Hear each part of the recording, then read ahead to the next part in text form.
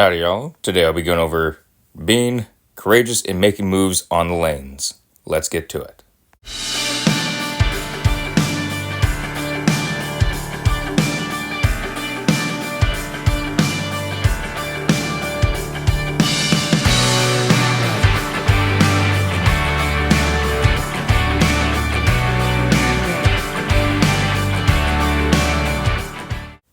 So what exactly does that mean? Being courageous, making moves on the lanes.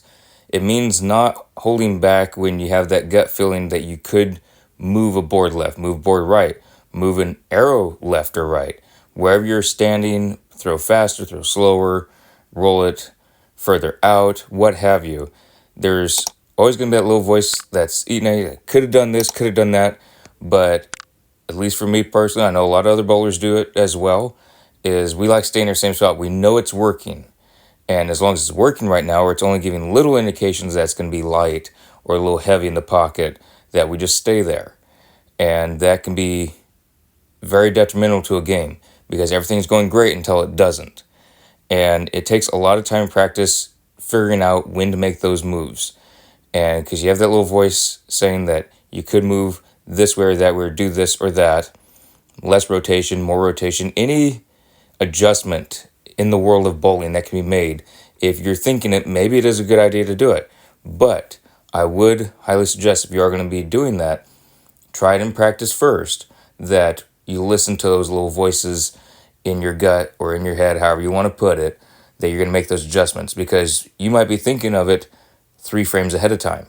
Or if you think that, and then every time the frame afterwards is when something bad happens, that the ball either died on you or it drove too high, whatever happened, you may need to just adjust that next frame. So it's different for everyone, but a lot of folks have that little sneaking suspicion that something's going to happen, should move this way or should do that. And for me, it took a while.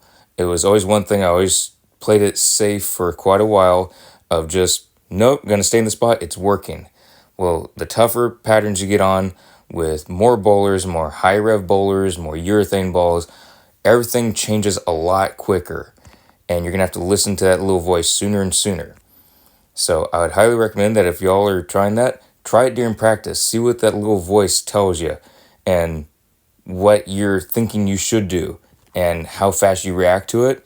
And try some games where you don't react to it. Try some games where you do react to it. See what the difference is. Do you go 5 frames before anything happens? Or when you change something, do you notice that you changed a little bit too early? Was it perfect timing or should you still have changed sooner? So that's something that I've been working on, and I've been working on it for quite a while and well over a year, but it has helped out so much. And I think it's something that a lot of folks should at least try and practice. And if you think it's going to mess up the game or anything, I don't take it from me that it's all my fault for trying it. But for improving the game, you got to try different things. You can't always play it safe. I've done so many different things that felt like they're going to ruin a game just for trying to figure out whether something would work or not. And I think it's very important to do that. Otherwise, you don't learn. You don't learn just from success. You learn from things not going well, from finding out what doesn't work. Then you don't try that again.